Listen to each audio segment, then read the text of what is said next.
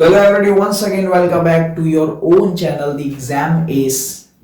और आज के इस वीडियो में ये हमारे आरएम बैच का सेकंड वीडियो है और आज के इस वीडियो में हम नेक्स्ट चैप्टर स्टार्ट करने वाले हैं अपने class 10th science NCERT boards के लिए, जिसका नाम है एसिड बेसिस एंड सॉल्ट। और देखो, पिछले क्लास के अंदर लास्ट लेक्चर में हमने फर्स्ट चैप्टर से इंपॉर्टेंट क्वेश्चंस को सॉल्व किया था। मैं ढूंढ के आपके लिए मोस्ट फेवरेट बोर्ड क्वेश्चंस लेकर आया था, मैनी टाइम रिपीटेड क्वेश्चंस लेकर आया था।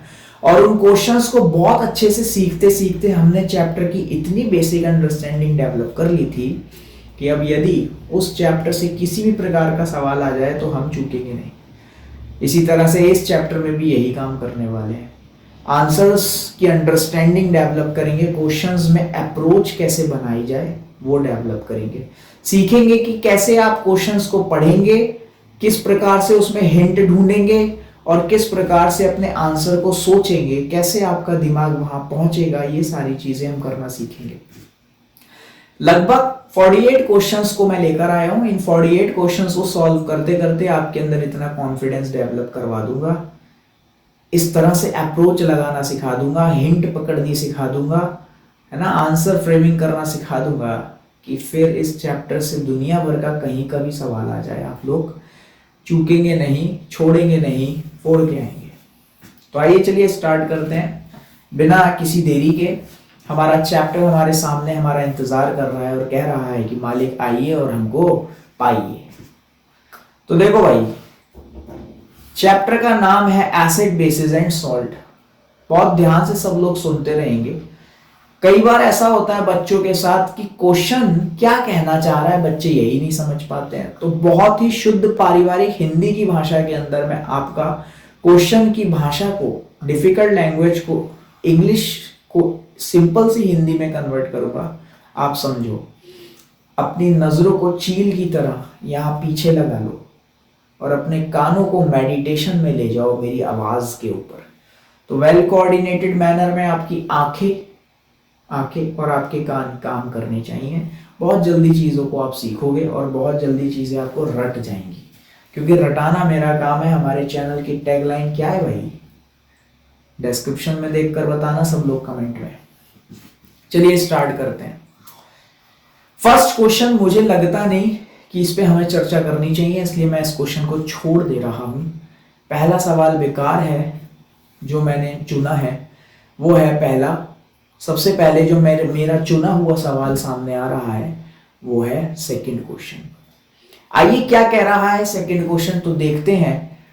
एक एक्वस सॉल्यूशन है जो कि रेड लिटमस सॉल्यूशन को ब्लू में बदल रहा है। रेड का मतलब है कि वो पहले एसिडिक नेचर में होगा। रेड को यदि ब्लू में बदल रहा है यानी कि बेसिक नेचर में बना दिया। एसिड को बेस में कन्वर्ट करने के लिए उस एसिड के अंदर भारी मात्रा में बेस मिलाओगे, तब धीरे धीरे सारा एसिड पहले न्यूट्रलाइज होगा और फिर उसके बाद उसमें बेस जब और लगातार ऐड करते ही जाओगे तो वो बेसिक में फाइनली कन्वर्ट होगा। सवाल आगे क्या कह रहा है? कह रहा है बहुत अधिक मात्रा में से इनमें से किसको मिलाने पर, इनमें से किसको बहुत अधिक मात्रा में मिलाने पर हम इस कार्यक्रम, इस प्रक्रिया को रिवर्स कर सकते हैं, इस बदलाव को उल्टा कर सकते हैं, यानी कि वापस बेस से एसिड में बना सकते हैं, यानी कि वापस ब्लू से रेड में चेंज कर सकते हैं। तो बेस को वापस एसिड में कन्वर्ट करने के लिए वेरी सिंपल, जैसे हमने बेस को ऐड किया था पहले, ऐसे ही भाई आप बेशर्मों की तरह इसके अंदर एसिड को लगातार ऐड करते चले जाओ। तो पहले जब बेस में आप एसिड को डालते रहोगे तो बेस पहले न्यूट्रलाइज हो जाएगा और न्यूट्रल होने के बाद जब लगातार बेशर्मों की तरह एसिड को डालते रहोगे तो फाइनली धीरे धीरे एसिडिक मीडियम बनना चालू हो जाएगा। इन चार में से आप एसिड को खोज लो, इनमें जो एसिड होगा वही इसका करेक्ट आंसर होगा। तो वैसे तो मुझे सीधे ही दिख गया हाइड्रोक्लोरिक एसिड। क्या इन तीनों में भी कोई एसिड है? तो हम देखते हैं baking powder NaHCO3 sodium hydrogen carbonate, ये एक बेसिक सॉल्ट है। तो ये एसिड नहीं बेस है, आंसर ये सही नहीं हो सकता। लाइम, कैल्शियम ऑक्साइड को लाइम कहते हैं और ये एक मेटल की ऑक्साइड है। मेटल के ऑक्साइड्स बेसिक नेचर के होते हैं, इसके कारण ये भी आंसर नहीं हो सकता। अमोनियम हाइड्रो ऑक्साइड, नाम में ही हाइड्रो ऑक्साइड आ गया है। हाइड्रो ऑक्साइड का मतलब है OH negative, it means it is a base. तो ये भी आंसर नहीं हो सकता भाई, simple as that. Hydrochloric acid देखते ही पहली नजर में बता दिया था, लेकिन फिर भी समझना हमारा काम है, समझाना हमारा काम है।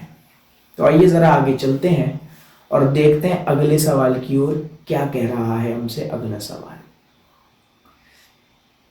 Next question is, hydrogen gas की प्रिपरेशन के दौरान, और ये प्रिपरेशन हो रही है एक ह्यूमिड डे पर, यानी कि ऐसी चिपचिपी गर्मी का दिन जिसमें हवा के अंदर पानी की अधिक मात्रा है। ह्यूमिड डे का मतलब वेपर्स प्रेजेंट हैं एयर के अंदर। ऐसे दिन जब हाइड्रोजन क्लोराइड गैस को प्रिपेयर किया गया, तो उस प्रिपेयर हुई गैस को एक गार्ड ट्यूब से पास कराया जा रहा है। उस गार्ड ट्यूब के अंदर कैल्शियम क्लोराइड रखा है। कैल्शियम क्लोराइड का क्या काम है उस गार्ड ट्यूब में, आप बताइए। तो सिंपल एज दैट, जरा थोड़ा सा हम क्या करेंगे, खुद को करते हैं साइड ताकि हम आपको समझा पाए। भाई इधर देखो, अगर ह्यूमिड डे के अंदर हाइड्रोजन क्लोराइड गैस को प्रोड्यूस करेंगे और सीधे एटमॉस्फेयर में जाएगी, तो वेपर्स के साथ मिलकर वो अपने आयंस को ब्रेक कर देगी। आयंस क्या बनेंगे इसके, आयंस बनते हैं इसके हाइड्रोजन आयन और क्लोराइड आयन। आपको पता है जब कोई भी एसिड जो है पानी में घुलता है तो एसिड अपने आयंस में ब्रेक हो जाता है, और इसका जो हाइड्रोजन आयन होगा वो हाइड्रोजन आयन एयर को एसिडिक बना देगा, एनवायरनमेंट को एसिडिक बना देगा, जिसके कारण से वातावरण के अंदर एसिडिटी आ जाएगी और जो भी उसको सूंघेगा नुकसान होगा। तो भाई वेपर को मॉइस्चर को ड्राई करने के लिए इस बनी हुई गैस को एक गार्ड ट्यूब से पास कराया जाता है। उस गार्ड ट्यूब के अंदर रखा है कैल्शियम क्लोराइड। कैल्शियम क्लोराइड जिसके बारे में हम ये जानते हैं कि it's a dehydrating agent. Dehydrating का अर्थ सुन लो भाई, डी मतलब खत्म करना, हाइड्रेटिंग मतलब वाटर को खत्म करना। तो जब HCl गैस, वो HCl गैस जिसके अंदर वेपर्स प्रेजेंट हैं, CaCl वाली गार्ड ट्यूब से पास होकर निकल के जाएगी, तब उसके अंदर जो भी वेपर्स पहले थे वो CaCl2 सुखा लेगा, एब्जॉर्ब कर लेगा। तो चारों ऑप्शन में से सिंपल एज दैट पहला ऑप्शन ही मैच कर गया। निकली हुई गैस में पहला नहीं मैच किया, निकली हुई गैस को ही एब्जॉर्ब कर जाएगा, ये तो बात एकदम गलत है भाई, ये बात तो सही नहीं है ना, ये बात तो बिल्कुल भी सही नहीं है। तो कौन सी बात सही है, आओ जरा देखते हैं। मॉइस्टन द गैस, गैस को और गीला कर देगा क्या, नहीं, ये बात भी बिल्कुल सही नहीं है। Absorb moisture from the gas, यही बात सही है। C option is the correct one. Now let's move forward, और जो हमने क्वेश्चन ढूंढा है वो चलो इसको भी देख ही लेते हैं, कहां ही छोड़े इस बेचारे को। Question number 4, in following salts में से, जो कि 4 सॉल्ट्स दिए हुए हैं, किसके पास वाटर ऑफ क्रिस्टलाइजेशन नहीं है। तो पहले जरा ये समझो कि वाटर ऑफ क्रिस्टलाइजेशन आखिर है क्या। किसी भी फॉर्मूला के अंदर उसके एक मॉलिक्यूल के इर्द गिर्द जितने पानी के मॉलिक्यूल्स इकट्ठे होते हैं उसी को हम कहते हैं, पानी के उन मॉलिक्यूल्स को ही हम कहते हैं वाटर ऑफ क्रिस्टलाइजेशन। नाम से समझो, किसी भी सॉल्ट के एक क्रिस्टल कि अंदर पानी की संख्या को हम कहते हैं वाटर ऑफ क्रिस्टलाइजेशन। तो एक मॉलिक्यूल फॉर्मूले के साथ जितने भी मॉलिक्यूल्स ऑफ वाटर जुड़े हैं उन्हीं को कहते हैं वाटर ऑफ क्रिस्टलाइजेशन। इसी की डेफिनेशन लिखी है एनसीईआरटी के अंदर, अगर हम दिखाना चाहें तो आप देखिए, हमको कोई समस्या नहीं है भाई, सब कुछ देखते हुए चलेंगे। लास्ट पेज एनसीईआरटी के ऊपर लिखा हुआ है इसका definition, what is water of crystallization. तो यहां देखिए आप, ये है डेफिनेशन वाटर ऑफ क्रिस्टलाइजेशन की। द वाटर ऑफ क्रिस्टलाइजेशन, मुझे लगता है आप लोगों को दिखाई नहीं दे रहा है, थोड़ा ऊपर कर लेते हैं, अभी दिखाई पड़ेगा।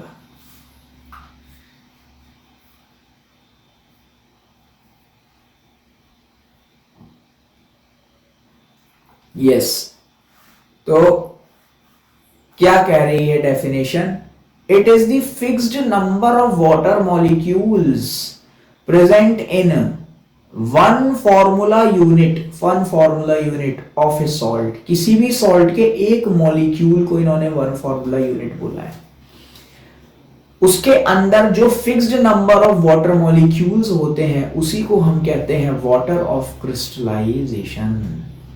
चलो आ जाओ वापस चलते हैं। चलो भाई, तो यहां पर हमने देखा वाटर ऑफ क्रिस्टलाइजेशन। इस वाटर ऑफ क्रिस्टलाइजेशन में ये जो मैंने फॉर्मूला लिखा है, this is the formula of blue vitriol. आपसे ज्यादा पूछा जा सकता है, ये जो ब्लू विट्रियोल का फॉर्मूला हमने लिखा है ना भाई, सवाल देकर पूछेगा वो, ब्लू विट्रियोल का केमिकल नेम बताइए। तो केमिकल नेम 9th क्लास में लिखने सीखे हैं। कॉपर का आयन दिख रहा है और सल्फेट का आयन दिख रहा है, नाम पड़ जाएगा कॉपर सल्फेट। कॉपर सल्फेट तो ठीक है सर, इस 5 वाटर को भी लिखा जाएगा क्या? बिल्कुल लिखा जाएगा। 5 को हम केमिस्ट्री में बोलते हैं पेंटा और वाटर को बोलते हैं हाइड्रेट। तो पूरा नाम बन गया, केमिकल नेम बन गया कॉपर सल्फेट पेंटाहाइड्रेट। और ये जो नेम है ब्लू विट्रियोल, ये इसका मार्केट का नेम है। ये ब्लू विट्रियोल ब्लू इसलिए नाम दिया गया क्योंकि ये कॉपर सल्फेट पेंटाहाइड्रेट जो होता है अपने 5 पानी के मॉलिक्यूल्स के कारण, 5 पानी के मॉलिक्यूल के कारण ये ब्लू कलर का बड़ा प्यारा सा दिखने वाला सॉल्ट होता है, इसलिए इसका नाम है भाई pentahydrate, copper sulphate pentahydrate blue vitriol. वहीं दूसरी बात करते हैं हम बेकिंग सोडा के बारे में। बेकिंग सोडा का अगर फॉर्मूला याद करें तो बेकिंग सोडा का फॉर्मूला आप लोगों को पता होगा, not a big deal, NaHCO3 sodium hydrogen carbonate, ये होता है बेकिंग सोडा।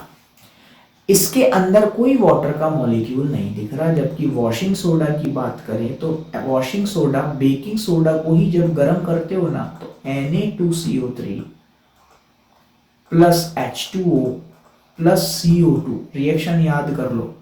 पूछा जाएगा कि what is the heating effect of baking soda, baking soda को हीट करने पर क्या होता है, तो आप ये रिएक्शन लिखकर आ जाओगे। इसको हीट करने पर ये जो सॉल्ट मिला है, इस सॉल्ट को ही हम कहते हैं वॉशिंग सोडा, इसी को हम बोलते हैं वॉशिंग सोडा। इस वॉशिंग सोडा Na2CO3 के अंदर वाटर के मॉलिक्यूल्स कुछ जुड़ जाते हैं। कितने मॉलिक्यूल्स जुड़ जाते हैं? 10 मॉलिक्यूल। और जुड़ने के बाद कुछ इस प्रकार से बन जाता है। क्या बनता है जरा देखोगे इधर, Na2CO3.10H2O। This is the original formula of what, washing soda. अगर आपसे कोई केवल Na2CO3 लिख कर दे देना तो इसमें आप वॉशिंग सोडा नाम ना लिख बैठना। वॉशिंग सोडा नाम आप तभी लिखोगे जब उसके साथ आपको ये दिखाई पड़े। अब आप सोच रहे हो सर हमको जरा ये बताइए कि इस वॉशिंग सोडे का भी कोई केमिकल नेम है क्या? बिल्कुल है। क्या नाम है जरा देखो, इसका नाम है सोडियम कार्बोनेट सोडियम कार्बोनेट, तो इसके फॉर्मूले को देखकर मैंने बता दिया 10 मॉलिक्यूल्स को नाम देते हैं डेका, और पानी के कारण नाम पड़ गया hydrate. Sodium carbonate decahydrate is the chemical name of what? Washing soda. ठीक है, ठीक। आगे बढ़ते हैं, जरा जिप्सम की बात करते हैं। क्या जिप्सम के पास भी वाटर ऑफ क्रिस्टलाइजेशन है? तो जरा देखते हैं कि जिप्सम के साथ पास वाटर ऑफ क्रिस्टलाइजेशन है या नहीं है। जिप्सम का फॉर्मूला आपने देखा है, it's calcium sulphate dot 2H2O। हाँ, वाटर ऑफ क्रिस्टलाइजेशन तो है। तो किसके पास नहीं है, सवाल यही था। अभी तक केवल बेकिंग सोडा ऐसा मिला जिसपे नहीं है, बाकी इन तीनों के पास है। एक इसमें नहीं लिखा हुआ जो मैं ऐड कर दे रहा हूं, क्योंकि मुझे तो आजू बाजू सब आपको पढ़ाना है, देना है। एक और लिख लो भाई, that is ferrous sulphate, FeSO4 dot 7H2O। याद करो, फर्स्ट चैप्टर में ग्रीन कलर का कंपाउंड था, लड़की लैब में जाकर उसको टेस्ट ट्यूब में लेकर गर्म करती है और उसमें से ग्रीन कलर के फ्यूम्स निकलते हैं। वो ग्रीन कलर के फ्यूम्स इसीलिए निकले थे क्योंकि जो इसका वाटर के साथ मॉलिक्यूल्स थे ये इवेपोरेट कर गए थे। 7H2O इवेपोरेट कर गया था और FeSO4 अकेला रह गया था। पहले तो इस पूरे का कलर ग्रीन था क्योंकि इसमें 7H2O मौजूद थे। 7H2O के निकलने के कारण ग्रीन फ्यूम्स बाहर निकल गए और FeSO4 अकेला रह गया व्हाइट कलर का। इसका भी केमिकल नेम आपसे पूछा जा सकता है, तो इसका केमिकल नेम आप बोलोगे फेरस सल्फेट। Ferrous sulphate. और साथ को हम बोलते हैं केमिस्ट्री में हेप्टा। आपने कार्बन कंपाउंड तो पढ़ ही रखा है, तो उसमें आपने जाना होगा हेक्सा, हेप्टा, ऑक्टा। तो हेप्टाहाइड्रेट इसका पूरा नाम है। This is the chemical name. इसका मार्केट वाला नेम भी है क्या? ब्लू विट्रियोल के जैसे? यस। वहां ब्लू कलर के कारण ब्लू विट्रियोल नाम था, यहां ग्रीन कलर के कारण इसका नाम ग्रीन विट्रियोल पड़ जाएगा। ठीक है, ओके। तो ये सवाल भी हमने कर लिया। चलो let's move on to the next 5th question. सवाल कह रहा है कि सोडियम कार्बोनेट एक बेसिक सॉल्ट है क्योंकि ये एक सॉल्ट है किन किन से मिला हुआ। तो आओ जरा सॉल्ट की बात करनी पड़ेगी भाई। तो चलो सॉल्ट की बात करते हैं, थोड़ी सी जगह को खाली कर लेते हैं और आओ। आपने देखा है जो सॉल्ट होते हैं ना, सॉल्ट, ये एक्चुअली बनते कब हैं? जब इनको हम इनको तब बनाया ये तब बनते हैं जब कोई एसिड और बेस आपस में मिल जाते हैं। एसिड बेस मिलकर जनरलाइज्ड इक्वेशन हमने याद करी है, सॉल्ट बनाते हैं और वाटर बनाते हैं। क्लियर है बात? यस। अब ये बनने वाले सॉल्ट जो है 3 प्रकार के हैं। ये किस आधार पे बात हो रही है? ये बात हो रही है अगर बनने वाले सॉल्ट में एसिड हमने स्ट्रॉन्ग वाला एसिड लिया और इसमें बेस हमने वीक डाला, तो जो स्ट्रॉन्ग पार्ट है वही असर दिखाएगा और बनने वाला जो सॉल्ट होगा वो एसिडिक सॉल्ट बनेगा। ठीक। यदि हमने बेस को स्ट्रॉन्ग ले लिया और एसिड को हमने वीक ले लिया तो बनने वाला सॉल्ट के अंदर स्ट्रॉन्ग वाला पार्ट रिफ्लेक्ट करेगा और बनने वाला सॉल्ट बेसिक सॉल्ट बन जाएगा। यदि हम दोनों ही स्ट्रॉन्ग ले लें, स्ट्रॉन्ग बेस और स्ट्रॉन्ग एसिड, तो ये दोनों एक दूसरे को पूरी तरह से न्यूट्रलाइज कर देंगे और बनने वाली जो चीज है वो कैसी होगी? न्यूट्रल। ना वो एसिड होगी और ना वो बेस होगी, तो न्यूट्रल सॉल्ट की प्राप्ति होगी। 3 प्रकार के सॉल्ट है। तो देखो ये बोल रहा है कि सोडियम कार्बोनेट एक बेसिक सॉल्ट है क्योंकि भाई सिंपल सी बात है, वो बेसिक सॉल्ट तब होगा जब उसके अंदर बेस स्ट्रॉन्ग और एसिड वीक होगा। तो बेस स्ट्रॉन्ग कहाँ है? एक यहां स्ट्रॉन्ग बेस है और यहां स्ट्रॉन्ग बेस है। एसिड वीक किधर है, यहां है, इसका मतलब D is the correct answer. बात क्लियर है? चलो भाई, बात क्लियर तो होएगी ही होएगी। आगे बढ़ते हैं, आगे बढ़ते हैं और जरा देखते हैं what is the next question. क्या कह रहा है नेक्स्ट क्वेश्चन हमसे।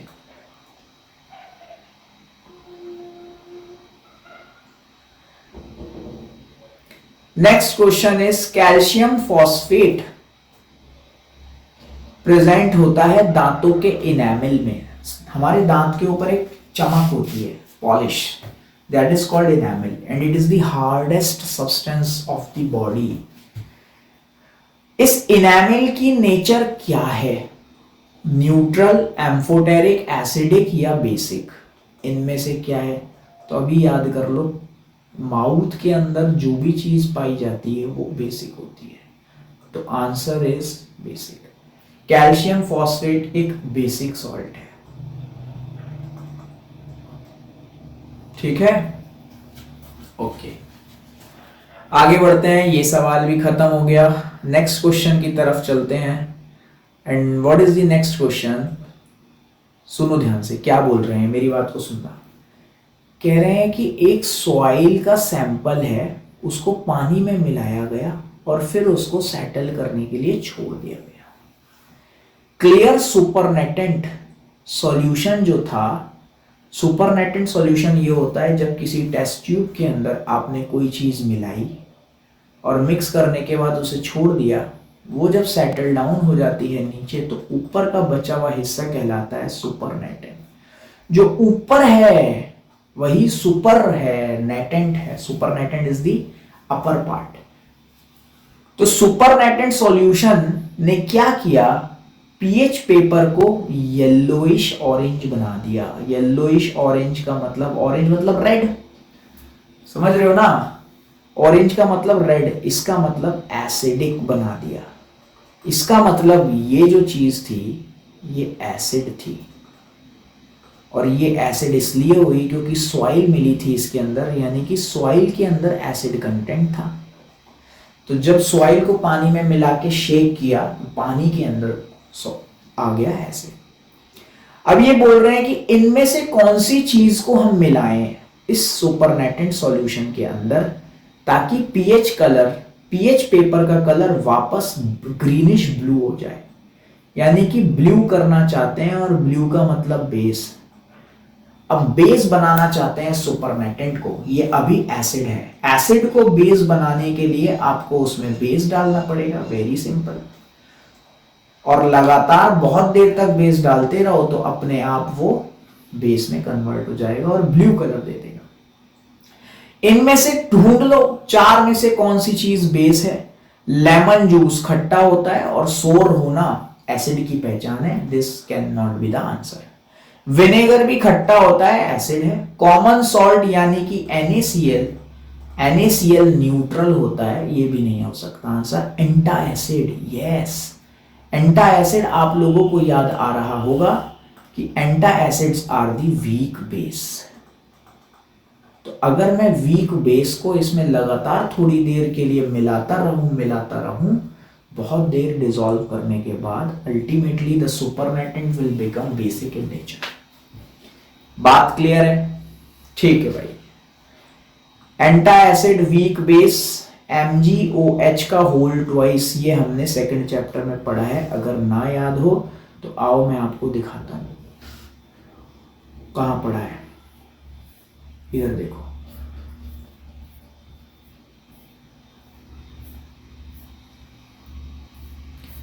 तो आपने इसको यहां पढ़ा है।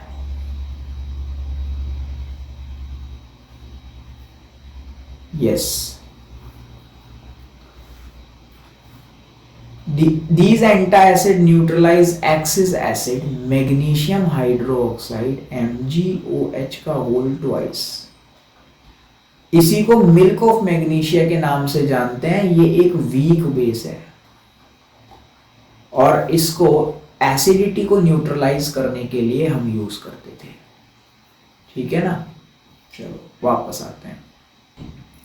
नेक्स्ट क्वेश्चन, ये आप खुद करोगे भाई। Increasing order of acidic strength आप करना। सिंपल सी बात है, जो वाटर होता है वो न्यूट्रल होता है और वाटर से ज्यादा वीक एसिड की होगी एसिडिक स्ट्रेंथ और उससे ज्यादा एक स्ट्रॉन्ग एसिड की एसिडिक स्ट्रेंथ होगी। आगे बढ़ते हैं। 9th क्वेश्चन क्या बोल रहा है, जरा सुनेंगे ध्यान से।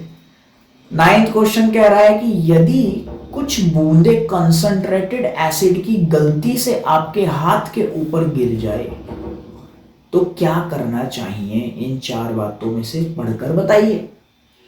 तो आओ भाई, क्या करना चाहिए जरा देखते हैं। तो हमने क्या देखा कि क्या करना चाहिए, लिखा है कि जल्दी से नमक के पानी से हाथ धो लो। तो जले पे नमक छिड़कने वाली बात हो जाएगी, ऐसा नहीं करना चाहिए। जल्दी से हाथ को बहुत सारे पानी से धोइए और उसके ऊपर सोडियम हाइड्रोजन कार्बोनेट लगाइए। सोडियम हाइड्रोजन कार्बोनेट नाम कैसे बनाते थे, आपको याद होना चाहिए क्लास 9th की बात, कि जो नाम होता है उसका आयन लिखिए सोडियम, हाइड्रोजन कार्बोनेट का आयन होता है HCO3 नेगेटिव। दोनों को क्रिस क्रॉस कीजिए और फॉर्मूला बनाइए NaHCO3। क्लियर है बात। सोडियम हाइड्रोजन कार्बोनेट, और हम पढ़कर आए हैं ये तो बेकिंग सोडा है और बेकिंग सोडा कड़वा होता है खाने में, इसका मतलब ये बेसिक नेचर होता है, ठीक है।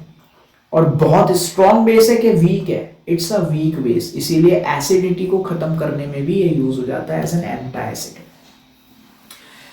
तो बात तो कुछ ठीक लग रही है, लेकिन और भी पढ़ लेते हैं। बहुत सारे पानी से धोइए और धोने के बाद उसके ऊपर सोडियम हाइड्रोक्साइड का सॉल्यूशन हाथ पे लगा लीजिए। भाई sodium hydroxide is a strong base, और एसिड और बेस दोनों ही कोरोसिव नेचर के होते हैं, दोनों ही जलाने की क्षमता रखते हैं। तो स्ट्रॉन्ग बेस अप्लाई करके वापस जला ही लोगे, ठीक नहीं करोगे, तो ये बात भी गलत है। Okay, neutralize the acid with strong alkali. अरे फिर वही बात, इस 3rd पॉइंट को ही दूसरी भाषा में लिख रहे हैं और कुछ नहीं कर रहे हैं, गलत है ये भी। इसका मतलब 3 बातें गलत निकल गई, तो बी वाली बात एकदम ठीक है। इसमें बताया जा रहा है कि जब आप बहुत सारे पानी से धोएंगे तो एसिड का असर कम हो जाएगा, acid will first become diluted, और फिर डाइल्यूटेड एसिड को आप वीक बेस की सहायता से न्यूट्रलाइज कर लेंगे, ठीक है। Moving on to the next question, क्या है, सोडियम हाइड्रोजन कार्बोनेट जब एसिटिक एसिड में मिलाया गया तो एक गैस निकल रही है। इनमें से कौन सा स्टेटमेंट उस निकली हुई गैस के लिए सही है।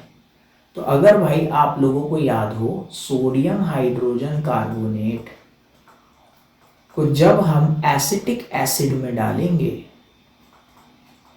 तो ये कुछ वो वाली बात हो गई, मेटल हाइड्रोजन कार्बोनेट की रिएक्शन जब किसी एसिड से कराते थे, केमिकल प्रॉपर्टीज ऑफ एसिड में याद आ रहा होगा आपको, है ना। तो केमिकल प्रॉपर्टीज वाली बात याद आ रही होगी। तो आपको उन्होंने एक जनरलाइज्ड इक्वेशन बताई थी कि कोई तो सॉल्ट बनेगा, साथ में वाटर बनेगा और कार्बन डाइऑक्साइड गैस बन के बाहर आ जाएगी। ये बात बताई थी आपको, याद है कि नहीं है।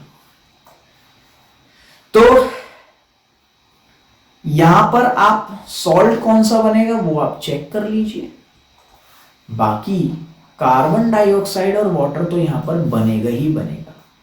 बात यहां पे कार्बन डाइऑक्साइड के फोकस से हो रही है। आपने पहचान लिया कि वो निकलने वाली जो गैस है दैट इज CO2। अब CO2 के ऊपर कौन कौन सी बातें अप्लाई होती हैं, ठीक वो देख लो।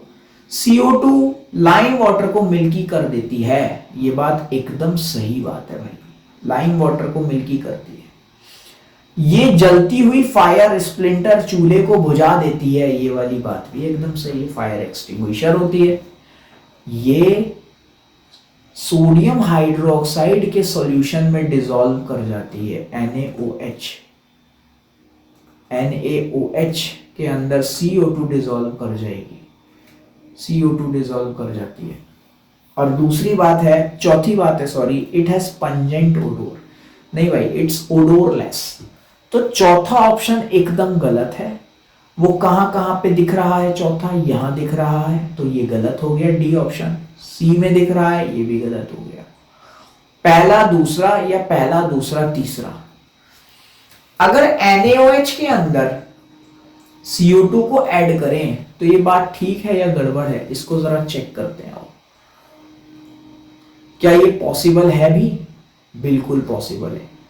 NaOH एक बेस है और CO2 एक नॉन मेटेलिक ऑक्साइड है।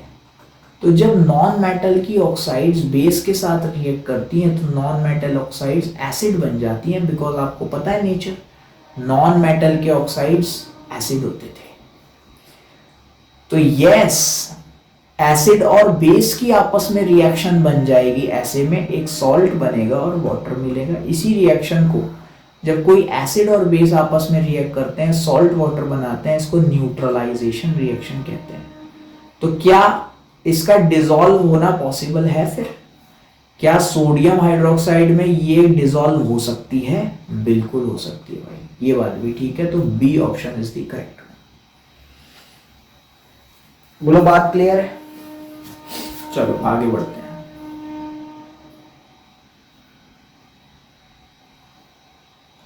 नेक्स्ट क्वेश्चन देखते हैं, क्या है next question. Common salt kitchen में यूज होने के अलावा और भी कहीं कुछ बनाने के लिए यूज किया जाता है एज रॉ मटेरियल। वो क्या क्या चीजें बनाने के लिए यूज होता है, तो आप बताइए। तो मेरे को ना क्लोर एल्कली प्रोसेस की याद आ गई, जिसमें हम NaCl का एक्वस सॉल्यूशन, जिसको हम ब्राइन कहते हैं, उस ब्राइन को लेते हैं और उसके अंदर और पानी मिलाकर उसमें इलेक्ट्रिसिटी को पास कराते हैं। ऐसा करने पे हमको sodium hydro oxide, caustic soda मिलता है। इसको कास्टिक सोडा भी कहते हैं। सोडियम हाइड्रो ऑक्साइड की प्राप्ति होती है, साथ में एक क्लोरीन गैस की प्राप्ति होती है और हाइड्रोजन गैस की प्राप्ति होती है। दोनों ही गैस हैं, इसलिए ऊपर की तरफ एरो बना के दिखा रहे हैं कि निकल जाएंगी। तो क्या बोल रहे हैं, NaCl घर की किचन के अलावा कहाँ यूज होता है? तो हमने देखा भाई बहुत सारी चीजें बन रही हैं। पूरे प्रोसेस का नाम है क्लोर एल्कली प्रोसेस। नाम इसलिए पड़ा क्योंकि इस प्रोसेस में बन रही है क्लोरीन गैस और एल्कली यानी कि NaOH, इसलिए नाम पड़ गया क्लोर एल्कली प्रोसेस। ठीक है, तो पूछ क्या रहे हैं हमसे कि क्या क्या चीजें बनाने में इस्तेमाल होता है? Washing soda, bleaching powder, baking soda या स्लैग्ड लाइम।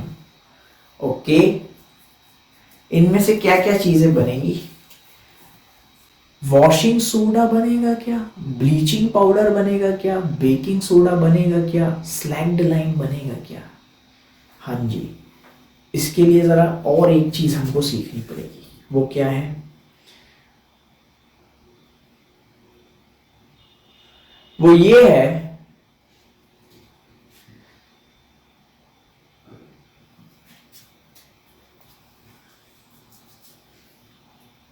हमने फिर ये देखा था, इसी ब्राइन सॉल्यूशन को यूज किया गया था एक और प्रोसेस के अंदर जिसका नाम है सॉल्वे प्रोसेस।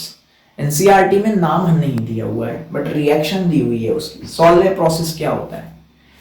सॉल्वे प्रोसेस के बारे में जरा समझते हैं। आ जाओ इधर करते हैं, जरा खुद को साइड कर लेते हैं, है ना।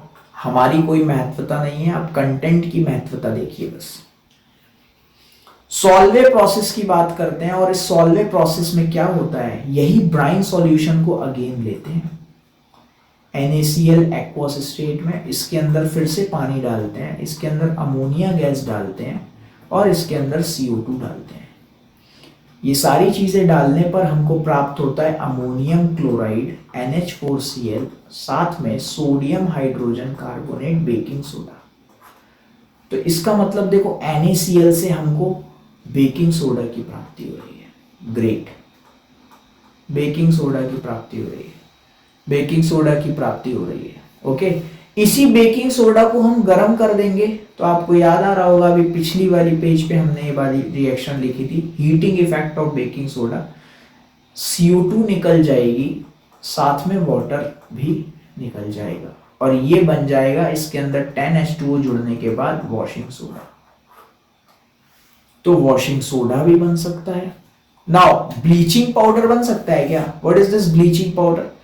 जिन लोगों को पढ़ा हुआ होगा उन्हें पता होगा CaOCl2, कैल्शियम ऑक्सी क्लोराइड, इसी को हम मार्केट में ब्लीचिंग पाउडर के नाम से जानते हैं।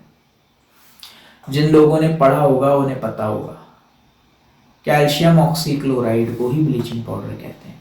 ये कैसे बनता है? तो इसकी प्रिपरेशन मैं यहां दिखाना चाह रहा हूं कि CaOCl2 कैसे बनता है। CaOH का होल ट्वाइस लिया जाता है और इसके अंदर क्लोरीन गैस को पास किया जाता है, तो CaOCl2 बन जाता है। NCERT में यदि ये रिएक्शन कोई देखना चाहे तो मैं उसे दिखा सकता हूं। यहां देखो, देखो आप, this is the reaction. CaOH का होल ट्वाइस में क्लोरीन गैस को पास किया, ये क्या लाइन नाच रही है, क्लोरीन गैस को पास किया, आपको प्राप्त हुआ CaOCl2 और वाटर। ठीक है, चलिए, तो पहली, दूसरी, तीसरी चीज, पहला, दूसरा, तीसरा कहीं ऑप्शन में है क्या? कहीं है क्या? है जी, है क्या जी? पहला, दूसरा, तीसरा कहीं है? नहीं है।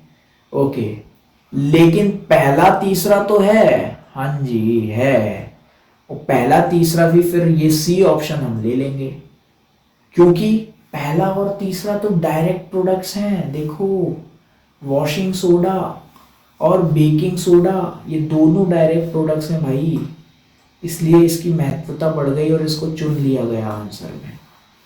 देखो, सॉल्वे प्रोसेस में से डायरेक्ट NaCl से हमको बेकिंग सोडा प्राप्त हुआ और बस उसको गर्म करना बाकी है और तुरंत आपको वॉशिंग सोडा भी प्राप्त हो जाएगा। ठीक है ना? चलो आगे बढ़ते हैं, नेक्स्ट क्वेश्चन में देखते हैं क्या है। नेक्स्ट क्वेश्चन लिखा है, one of the constituent, baking powder का एक कॉन्स्टिट्यूएंट, कंपोनेंट जो है वो तो सोडियम हाइड्रोजन कार्बोनेट है। ओके, दूसरा क्या है? देखो, सोडियम हाइड्रोजन कार्बोनेट अपने आप में बेकिंग सोडा है। अभी तक हम बार बार इस चीज को देख रहे हैं। अभी सोडा से बात हो रही है बेकिंग पाउडर बनने की, दोनों में अंतर क्या है? जो बेकिंग पाउडर होता है ना, इसे हटा देते हैं, कहीं आप मिसअंडरस्टैंड कर लो और थोड़ा कलर चेंज कर लेते हैं। चलो, जो बेकिंग पाउडर होता है ना, ये जब सोडा के अंदर हम टार्ट्रिक एसिड को डाल देते हैं, टार्ट्रिक एसिड टार्टरी, टैमरिंड, इमली से प्राप्त होता है, जब हम उसको डाल देते हैं टार्ट्रिक एसिड को, तब हमको टार्ट्रिक एसिड के मिलाने के बाद जो पदार्थ मिलता है, that is called what? Baking powder. ऐसा क्यों किया? तो ऐसा इसलिए किया भाई, क्योंकि जो बेकिंग सोडा था ना, इट वॉज बेसिक। क्लियर है ये बात? तो और बेस वाली चीजें जो होती हैं बिटर होती हैं, कड़वी होती हैं टेस्ट में। तो आप जो केक यू बना रहे थे इससे, वो केक आपका बिटर बन रहा था। इसलिए इस बिटरनेस को केक की खत्म करने के लिए सोडा में, सोडा जो कि बेसिक है, इसको न्यूट्रलाइज करने के लिए हमने सोर डाल दिया, यानी कि एसिड डाल दिया। एसिड बेस ने एक दूसरे को न्यूट्रलाइज कर दिया और पाउडर प्राप्त हो गया। अब अगर पाउडर को यूज करोगे केक में तो काम तो वही होगा, सेम केक को फ्लफी और स्पंजी बनाने वाला, लेकिन कड़वड़ाहट चली जाएगी। अब केक कड़वा नहीं मीठा होगा। समझ में आई बात आपको? तो आपसे सवाल तो पूछा गया था बेकिंग पाउडर के अंदर सोडियम हाइड्रोजन के अलावा और क्या है? आंसर है टार्ट्रिक एसिड। लेकिन आजू बाजू की जितनी भी बातें थी वो सब मैंने आपको बता दी। सवाल ये पूछा जाएगा बेकिंग सोडा क्यों यूज नहीं करते केक में? क्योंकि ये बेसिक होता है, केक को कड़वा कर देता है। केक कड़वा ना हो इसलिए बेकिंग सोडा और टार्ट्रिक एसिड का मिक्सचर यानी कि बेकिंग पाउडर को इस्तेमाल कीजिए। काम पूरा करेगा बिना कड़वड़ाहट के, है ना, प्यार के साथ मदद करेगा आपकी। ओके, चलिए moving on to the next और बात करेंगे हम। अगला सवाल 13 कह रहा है कि अपने दांतों को सड़ने से बचाने के लिए हमको ये कहा जाता है कि अपने दांतों को आप रेगुलरली डेली ब्रश कीजिए। तो ये बताइए ऐसा क्यों कह रहे हैं? टूथपेस्ट की ऐसी कौन सी नेचर है? तो बहुत सिंपल सी बात है भाई, रात भर का खाना फंसे फंसे उसका हो जाता है फर्मेंटेशन। फूड पे बैक्टीरिया वर्क करते हैं और उस फूड को बैक्टीरिया खा जाते हैं। जब बैक्टीरिया फूड खाएंगे तो बैक्टीरिया भी तो डाइजेस्ट करेंगे ना, उसमें से निकलेगा एसिड। आपके दांतों पे वो एसिड लग जाता है, ये दांतों को कर देता है पीला। पीले के साथ साथ धीरे धीरे टूथ डिके, सड़ने भी लगते हैं, दांत खत्म होने लगते हैं। ठीक है, इसको बचाने के लिए आप क्या कीजिए? डेली रात को सोने से पहले उस लगे हुए खाने को निकाल फेंकिए, और यदि थोड़ा बहुत एसिड बन गया आपके ब्रश करने से पहले तो उसको न्यूट्रलाइज करने के लिए आप टूथपेस्ट का इस्तेमाल कीजिए। क्योंकि टूथपेस्ट के अंदर कैल्शियम हाइड्रोक्सी एपेटाइट छोड़िए, टूथपेस्ट के अंदर बेसिक सब्सटेंस होता है, इतना याद रखिए। तो वो बेसिक सब्सटेंस खाने से जो भी निकला हुआ एसिड है उसको कर देगा न्यूट्रलाइज, और आपके दांत बच जाएंगे। तो टूथपेस्ट के अंदर ऐसा क्या है जिसके कारण उसको डेली करने के लिए बोलते हैं, ब्रश करने के लिए बोलते हैं? उसके अंदर भाई बेस है, बेसिक नेचर है उसकी। चलो आगे बढ़ते हैं और देखते हैं अगला सवाल। सवाल कह रहा है चीख चीख कर हमसे कि इनमें से कौन सा स्टेटमेंट ठीक है? इनमें say about an aqueous solution of N acid end of A base. तो ये सवाल मैं नहीं करा रहा यार, टाइम बचाते हैं, आगे बढ़ते हैं, है ना। पीएच के ऊपर सवाल है, ये आप सबको पता है। जिसका जितना ज्यादा पीएच मतलब 7 से ऊपर मतलब कि base. Okay, pH gastric juice का कितना होता है डाइजेशन के दौरान? इसको एनसीईआरटी से जाके देख लो। PH in our daily life क्या लिखा है? डाइजेशन में पीएच कितना होता है गैस्ट्रिक जूस का? यहां नहीं है, यहां पर है। ये देखो भाई, गैस्ट्रिक जूस का पीएच की वैल्यू दी है 1.2। ये आप याद कर लो, कोई इतनी बहुत बड़ी बात नहीं है। सारी वैल्यूज को याद कर लो जितनी भी लिखी हैं इस स्केल पे कलर के साथ। नेक्स्ट क्वेश्चन, इनमें से कौन सा फेनोमेना होगा जब small amount of acid water के अंदर डाल दिया जाएगा? थोड़े से एसिड को जब पानी में डालेंगे तो क्या होगा? तो आपको पता है किसी भी एसिड को यदि आप पानी में डालेंगे, एसिड की तो डेफिनेशन ही है those substance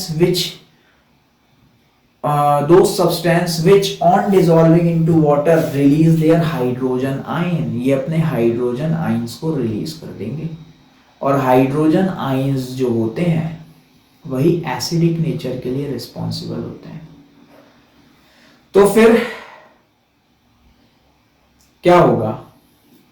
पानी के अंदर डालने पर आयनाइजेशन हो जाएगा। What does it mean? Breaking into ions. किसी भी चीज का उसके आयन में टूटना इज कॉल्ड आयनाइजेशन। आयनाइजेशन हो जाएगा, और साथ में जब किसी एसिड को पानी में डालोगे तो एसिड का कंसंट्रेशन घटेगा, है ना। गाढ़े से वो पतला हो जाएगा, उसकी क्षमता जलाने की कम हो जाएगी, और पानी के मिलने को हम कहते हैं डाइल्यूशन। तो पहला और तीसरा ऑप्शन कहाँ पर दिया हुआ है, ढूंढ लेते हैं, बी में दिया है। चलो सवाल हो गया, एकदम घटिया सवाल था यार ये।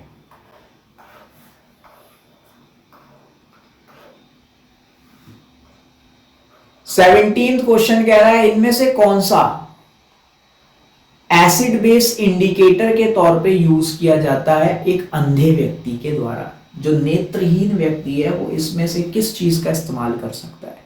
देखो जो नेत्रहीन है वो आंखों से तो देख नहीं सकता, तो जितने भी इनमें विजुअल इंडिकेटर्स हैं जैसे कि पेट्यूना लीव्स कलर को चेंज करेगी, तो उस नेत्रहीन व्यक्ति को, है ना, नहीं दिख पाएगा। लिटमस कलर चेंज करेगा, वो नहीं पहचान पाएगा। टर्मरिक कलर चेंज करता है, नहीं पहचान पाएगा।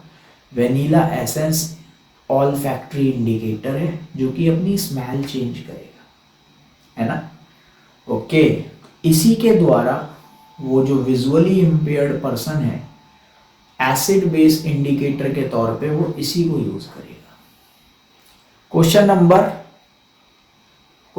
18 पे चलते हैं। क्या है सवाल, इनमें से कौन सा सब्सटेंस कार्बन डाइऑक्साइड नहीं देगा डाइल्यूट एसिड के साथ ट्रीट करने पर। तो कार्बन डाइऑक्साइड की प्राप्ति, ओके जरा सोचते हैं, हम अप्रोच लगाते हैं। ऐसी कौन सी चीज X की हम रिएक्शन डाइल्यूट एसिड से कराएं कि वहां पे हमको CO2 प्राप्त हो। और ऐसी रिएक्शन तो मुझे वही याद आ रही है कि जब हम एसिड की केमिकल प्रॉपर्टीज में पढ़ते थे कि when acid react with metal carbonate या फिर मेटल हाइड्रोजन कार्बोनेट, तब उस सिचुएशन में वो एक सॉल्ट कार्बन डाइऑक्साइड और वाटर देता है ना। तो इसका मतलब यदि कोई चीज मेटल कार्बोनेट है तो CO2 जरूर मिलेगी एसिड से रिएक्ट करने पर, और यदि मेटल कार्बोनेट या मेटल हाइड्रोजन कार्बोनेट नहीं है तब CO2 भी नहीं मिलेगी। तो इन चार चीजों में से जो जो मेटल कार्बोनेट होंगे वो गलत आंसर होंगे। तो आओ जरा ढूंढ लेते हैं। मार्बल का फॉर्मूला CaCO3, ये मेटल कार्बोनेट है, गलत हो गया। लाइमस्टोन, इसका भी फॉर्मूला सेम ही होता है, एक ही चीज के दो नाम है, मार्बल या लाइमस्टोन, गलत हो गया भाई। बेकिंग सोडा, बहुत देर से पढ़ते आ रहे हो बार बार, हाइड्रोजन कार्बोनेट, गलत। And lime, calcium oxide, yes, this is oxide, this is not carbonate and hydrogen carbonate, this could be the answer। इसके साथ यदि किसी एसिड की रिएक्शन कराओगे आप तो आपको CO2 निकलती हुई नहीं मिलेगी, ठीक है। Correct answer is this one. Moving on to the 19th question, इनमें से कौन सा नेचर में एसिडिक है, इनमें से कौन सा इज एसिडिक इन नेचर। तो सिंपल सी बात है, सोर इन टेस्ट लाइम जूस, नींबू का रस, ये एसिडिक है यार, क्या दिक्कत है इसमें, क्या दिक्कत है। लाइम वाटर, ये नींबू पानी नहीं है, लाइम वाटर कैल्शियम हाइड्रोक्साइड को कहते हैं, किसको बोलते हैं, स्लैग्ड लाइम को ही लाइम वाटर कहते हैं, याद रखना इस बात को ना। एंटा एसिड तो बेस है ही। आगे बढ़ते हैं भाई, चलो अगला सवाल क्या कह रहा है।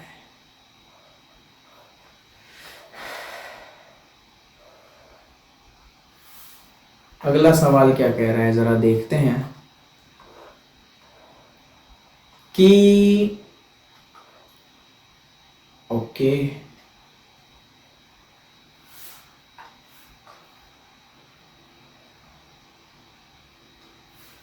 देखो जरा अगला सवाल क्या कह रहा है भाई।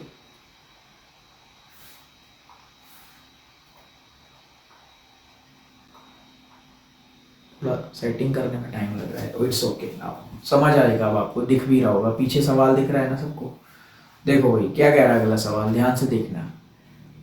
इलेक्ट्रिकल कंडक्टिविटी को डेमोन्स्ट्रेट करने के लिए एक सेटअप बनाया गया, ये आपको सेटअप दिखाई पड़ रहा है, ठीक है। इस सेटअप को बनाया गया और कुछ बातें, कुछ स्टेटमेंट्स इस सेटअप से रिलेटेड लिखे गए। आप इन स्टेटमेंट्स को पढ़कर बताइए कि कौन सा स्टेटमेंट इनमें से करेक्ट है सेटअप के लिए। बोल रहे हैं कि बल्ब ग्लो नहीं करेगा क्योंकि इलेक्ट्रोलाइट एसिडिक नहीं है। अरे एसिडिक नहीं है तो नहीं हो भाई, यदि बेसिक है तो भी काम कर जाएगा। चलो ठीक है, अगला देखते हैं। बल्ब ग्लो नहीं करेगा क्योंकि NaOH जो है ना एक स्ट्रॉन्ग बेस है ना। तो स्ट्रॉन्ग बेस है तो बहुत अच्छी बात है। स्ट्रॉन्ग बेस का मतलब होता है which ionise completely in the water, जो अपने सारे हाइड्रोक्साइड आयंस को छोड़ देगा। इसका मतलब आयंस की अधिकता हो जाएगी, और जितने ज्यादा आयंस उतना ज्यादा कंडक्शन ऑफ करंट। तो ये तो बढ़िया बात है।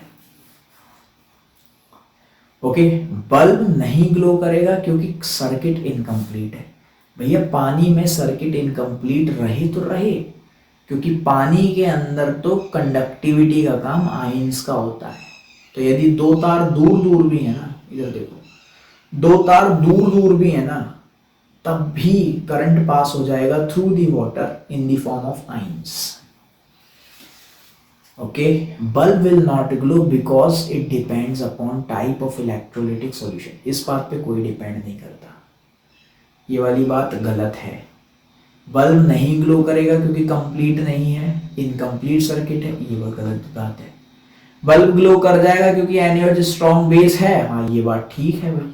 और बल्ब ग्लो नहीं करेगा क्योंकि इलेक्ट्रोलाइट एसिडिक नहीं है, नहीं होता। अगर बेसिक भी होता तब भी कर जाता, इसलिए हार्ड एंड फास्ट रूल नहीं होता है, ये गलत बात है। ओनली बी कहाँ दिख रहा है, या ओनली सेकेंड वाला हमको सी ऑप्शन में दिख रहा है। This one is correct. चलो आगे बढ़ते हैं और इस क्वेश्चन को देखते हैं। इनमें से कौन सा गोल्ड को घोल देगा, इनमें से कौन सी चीज गोल्ड को डिसॉल्व कर देती है। तो इसका very simple answer, it is aqua regia. अगर देखना चाहते हो एनसीईआरटी में तो आ जाओ जरा देखते हैं।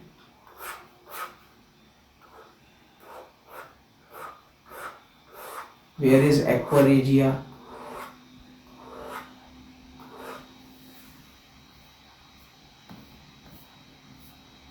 जरा दिखाएंगे हम, रुक जाओ एक बारी। तुमने वैसे देखा ही होगा एक्वा रेजिया, कहाँ लिखा है यार? अच्छा, थर्ड चैप्टर के अंदर है, इसमें है नहीं। ये थर्ड चैप्टर का सवाल है, aqua regia. Yes, second chapter में कहीं नहीं है। Third chapter metal non metals में आता है एक्वा रेजिया, जहां पे gold, silver, platinum, ETC metals को डिसॉल्व करने के लिए सॉल्यूशन बनाया गया है। इसमें HNO3 और HCl प्रेजेंट होते हैं। खैर, मैं यही उसकी बात करता हूं, एक्वा रेजिया की। Aqua regia is the correct answer and it is a composition of what? Nitric acid and hydrochloric acid. दोनों की वॉल्यूम्स का रेशियो रहता है 1:3। ये कम ये ज्यादा, क्योंकि ये बहुत अधिक स्ट्रॉन्ग है, हाईली ऑक्सीडाइजिंग एजेंट है, हर चीज को ऑक्सीडाइज करा देता है। तो इसको बहुत अधिक मात्रा में नहीं लिया जा सकता। ठीक है, इस पे सवाल आएगा, व्हाट इज द रेशियो, सवाल आएगा इस पे भाई। चलो आगे बढ़ते हैं, याद रखना 1:3। देखो भाई, इनमें से कौन सा मिनरल एसिड नहीं है? तो जो ऑर्गेनिक दिख जाए उसी को टिक कर देंगे, जो ऑर्गेनिक है वो मिनरल नहीं होगा। तो मेरे को सिट्रिक एसिड ऑर्गेनिक एसिड दिख गया, क्योंकि ऑर्गेनिक एसिड वो होते हैं जो या तो प्लांट से प्राप्त हैं या एनिमल से प्राप्त हैं। एनिमल, प्लांट, लिविंग ऑर्गेनिज्म से प्राप्त वालों को ऑर्गेनिक एसिड कहते हैं। या एक और डेफिनेशन, जिसके अंदर कार्बन की लंबी चेन हो उसको भी ऑर्गेनिक एसिड कहते हैं। और सिट्रिक एसिड के फॉर्मूले को अगर आप चेक करोगे तो इसके अंदर कार्बन की लंबी चेन ही है। Got it? दूसरी चीज, सिट्रिक एसिड सारे ऑरेंज वगैरह फ्रूट से प्राप्त होता है, तो प्लांट से प्राप्त भी हो रहा है। दोनों डेफिनेशंस को सेटिस्फाई कर दिया इससे, इसमें सिट्रिक एसिड ने। आगे बढ़ते हैं, ये वाला सवाल देखते हैं। इनमें से कौन सा बेस नहीं है? तो आओ देखो भाई, जिसमें OH दिख जाए वो सब बेस होते हैं। इसमें दिख रहा है, इसमें सब में दिख रहा है, ये तीनों बेस हैं। आप कहोगे सर इसमें भी तो दिख रहा है। हाँ, इसमें भी दिख रहा है भाई। देखो, बेस की दो डेफिनेशन है। पहली डेफिनेशन, पहली पहचान, डेफिनेशन नहीं बोलूंगा, पहचान। डेफिनेशन तो एक ही है। पहचान ये है कि आपको OH नेगेटिव दिख जाए, okay.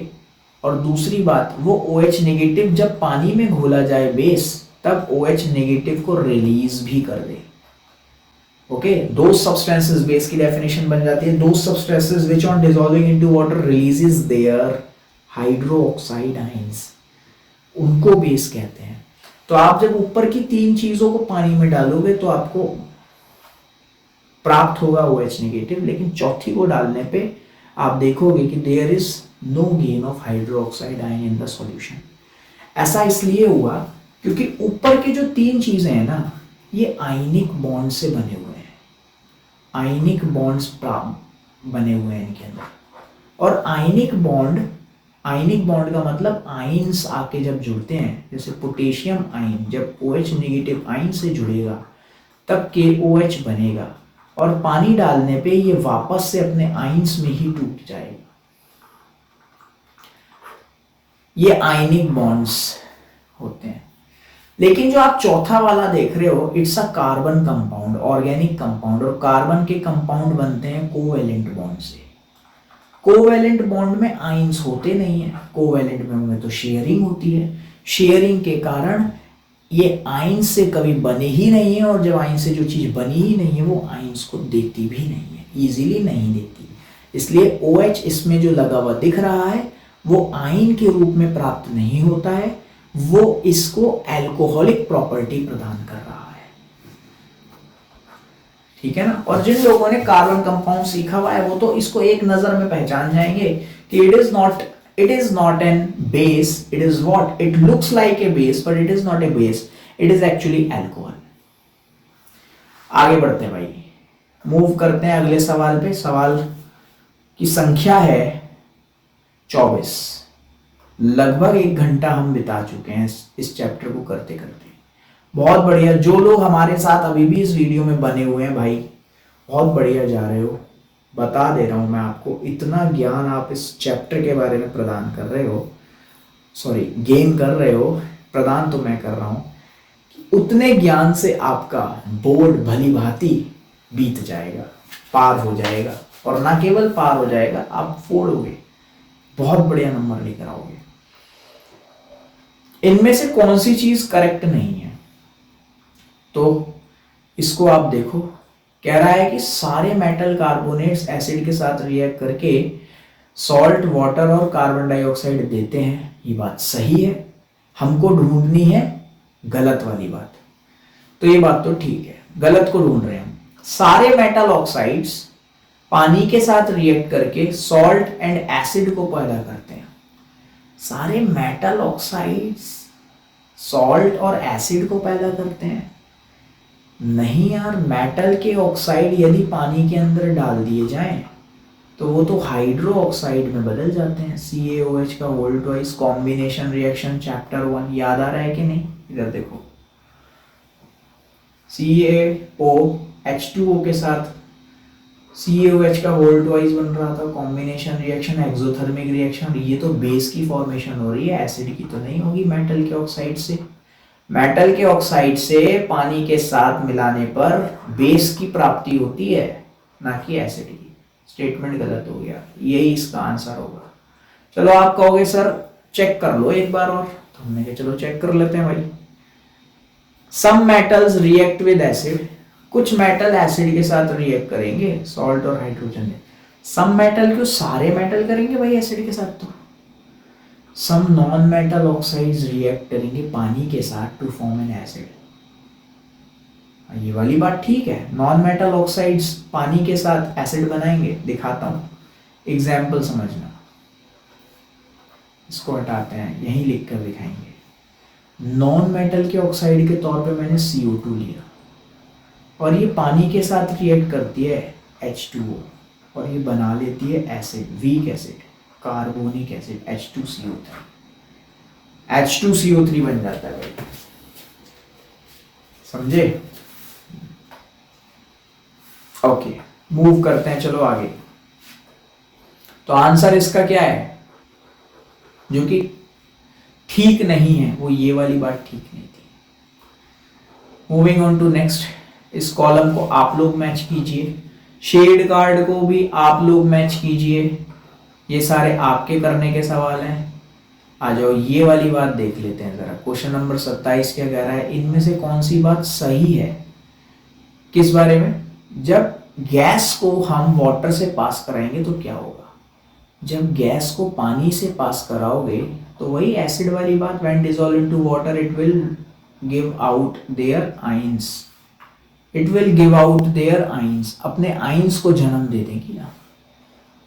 It does ionize, ionize मतलब आयंस में टूट जाएगी, as it is a covalent compound, as it is a covalent compound. Sorry, मैंने गलत पढ़ लिया।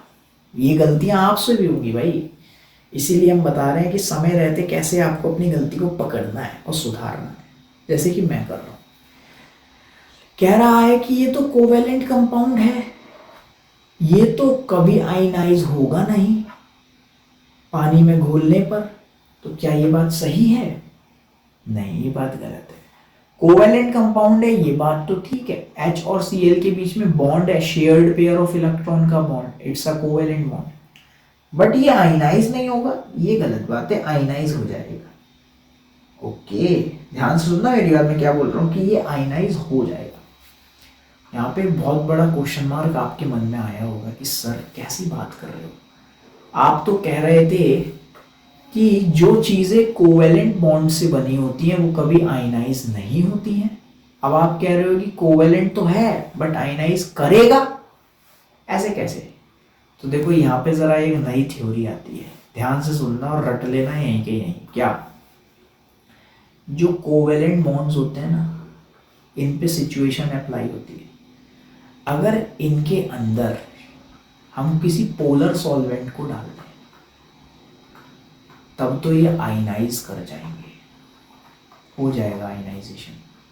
और यदि इसके अंदर नॉन पोलर सॉल्वेंट्स को डाल दें तब इनके अंदर आयनाइजेशन नहीं होगा, नहीं करेंगे आयनाइज।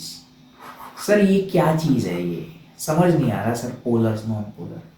तो मैं देखो आपको समझाना चाहता हूँ। इधर देखो, पोलर सॉल्वेंट ऐसे सॉल्वेंट जैसे कि वाटर, ये वो सॉल्वेंट्स होते हैं जिनके मॉलिक्यूल के स्ट्रक्चर को यदि आप देखोगे तो इनके मॉलिक्यूल के स्ट्रक्चर में भी आप पाओगे कि हाइड्रोजन ऑक्सीजन आपस में कोवेलेंट बॉन्ड से ही जुड़े हैं।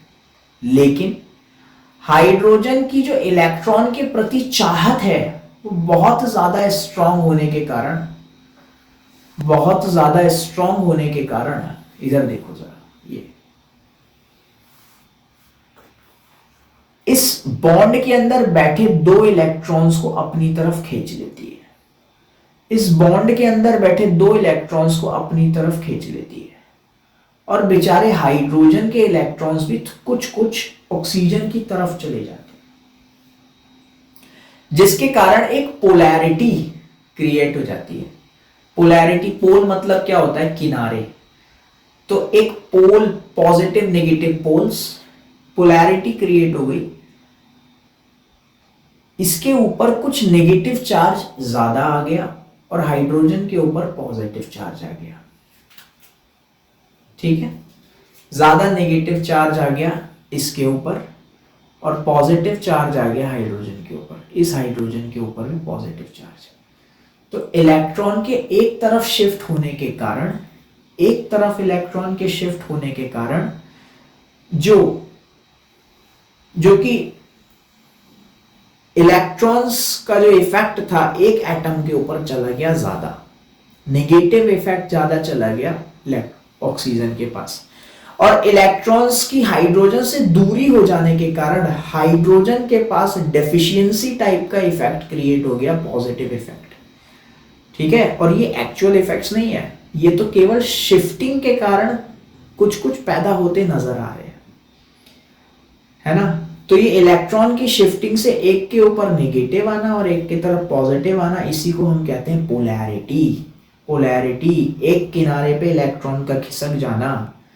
अब ऐसे पोलर सॉल्वेंट्स के अंदर यदि कोवेलेंट कंपाउंड्स को डिसॉल्व किया जाएगा तो पोलर सॉल्वेंट्स की नेचर देखते हुए ये भी अपनी पोलैरिटी को दिखाएंगे, और हाइड्रोजन और क्लोराइड के बीच में क्लोराइड की इलेक्ट्रॉन के प्रति ज्यादा चाहत होने के कारण ये नेगेटिव और ये तो स्लाइड पॉजिटिव बन जाएगा। लेकिन वाटर के असर पड़ने पर ये पॉजिटिव नेगेटिव पूरी तरह से टूट भी जाएगा और फिर हाइड्रोजन टूट के हाइड्रोजन आयन बना लेगा और क्लोरीन के पास हाइड्रोजन का एक एक्स्ट्रा इलेक्ट्रॉन आ जाएगा जो कि उसको Cl- बना देगा। समझ में आई बात? ओके, तो आज की हमने इस वीडियो में लगभग 27 क्वेश्चन कर लिए और अभी 50 क्वेश्चन तक जाना है।